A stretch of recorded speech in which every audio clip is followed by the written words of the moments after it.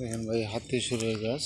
এই হাতি সুরের গাছ শিকড় অনেক, পুরুষের জন্য অনেক শক্তিশালী একটা জিনিস। এই হাতি শিকড়ের গাছ শিকড় তুলে আপনার এই মূলটা এই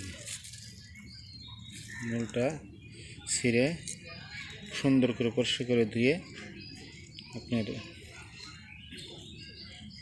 কালিজিরা দিয়েও খাইতে পারবেন এবং এমনিও খাইতে পারবেন। মধু দিয়ে খাইতে পারলে আরও ভালো হবে। এটা খাইলে পুরো সত্য অনেক টাইম পাবো, শক্তি পাবে। এটা খুব অনেক গুণাগুণ। এই দেখেন,